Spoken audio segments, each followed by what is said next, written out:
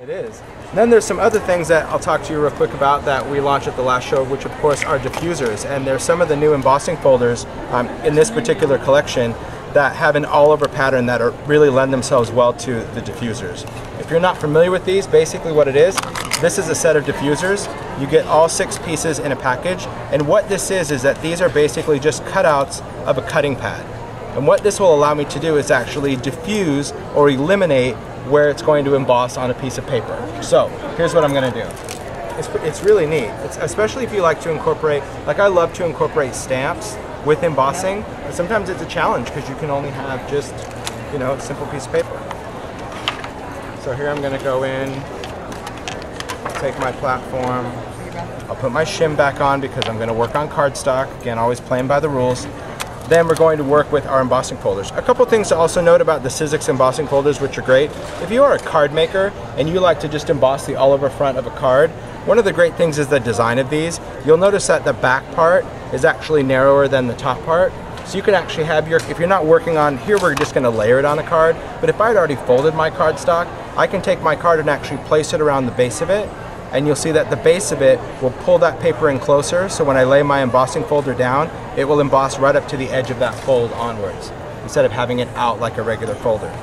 So for this, I'm just going to place this down, and normally, if I embossed it, obviously it would emboss all over the place, and if you try to stamp on it, a bit of a challenge. So the diffuser, I can pick my shape and say, all right, maybe I want to create a circle space where it's not going to emboss.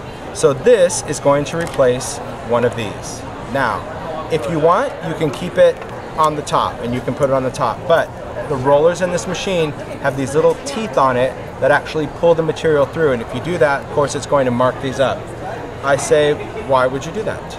If you don't have to, you know, then your diffusers will last you forever and you still have to replace your cutting pads. So I normally will take this and I'll flip this face down on my platform. You can go in with a piece, I don't have any, but you can go in with a piece of masking tape, or you can use tissue tape or even a Post-it note to keep everything there, keep it from moving around. And then I'm going to go in with my cutting pad. So let's see how well I do without my tape. So I'll just place that down.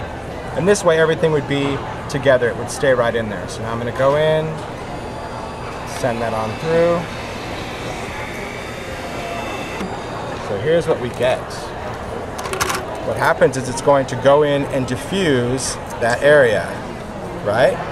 So it doesn't have any pressure, so that's going to leave a smooth area, and now I can stamp in there, I can write in there, I can do whatever I want in that area. So wherever you have that cutout, it doesn't have any pressure to emboss the paper. So now you can use, and you can use these diffusers with everything. I mean, there's a whole variety of where you want to put it. And of course, because they had to cut out these pieces, I'm like, well, just throw them in. I mean, because then you could just do the opposite. If you wanted to, like, I think this is a great Christmas card, because I can take my favorite embossing folder, like a flourish or whatever, and just emboss the circle, and then just draw a little top and a hook and it's an ornament. Yeah, it'd be really cool. Or just come in from the side if you want to just create kind of a cool pattern. So I thought, we'll figure out a use for these. How many times can you pass the same piece of paper through? As long as you're moving your diffuser. Yeah, you can. So like you could take that and emboss and then move it over here, and yeah, you can keep going back and forth. Yeah, the texture fades are actually really pretty deep. So see how I just already locked that paper back in? So you don't have to worry about the paper shifting in between passes. It stays in there really, really well. They're fun. Yeah, diffusers really, I think, give you a whole new use for your die cuts, especially if you want to use stamps or anything like that. It's fun. It is fun. The diffusers, yeah. So you get all of them in one pack. Yep, so you'll get, because how are we going to decide? Really, how would I choose? So it's like, just, we'll do them all. So you get all of those pieces, and of course you get your inside pieces as well. So, okay, so for those of us whose brains don't always work properly, the pieces for the inside, how are you using those? So well, we can just do that, we'll just do it in reverse. So let's say I wanted to do, let's pick a piece, let's pick a pretty green. All right, let's do that. I put my paper in here, and I would say, okay, I'll take my platform because I don't want to run this through either. So I would normally stick that down with double stick tape or whatever. Okay. It's there. And I say, okay, I want to put that circle right in the middle. So I'm going to take that, and I would probably tape that down as well. so it's not gonna move, but we'll be okay. I'll figure it out. I could use my tissue tape that's sitting right there, but I won't, because this is more fun. And then, just gonna put this through. So instead of it leaving that circle, now all it's going to do is emboss the circle. So it's only going to emboss in that shape. Yeah. Well, it's pretty neat. Yeah. So then you can go in and sketch. I mean, you can use these. Yeah, it doesn't really matter. You can still go in like you were talking about, just putting in parts and pieces. Yeah. I think it's pretty fun. Yeah, it's really great.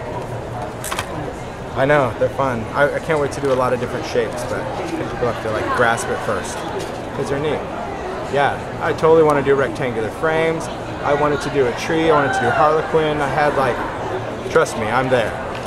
But Sizzix is like, okay, hold it back. People have to like get it before you give them choices of it, right?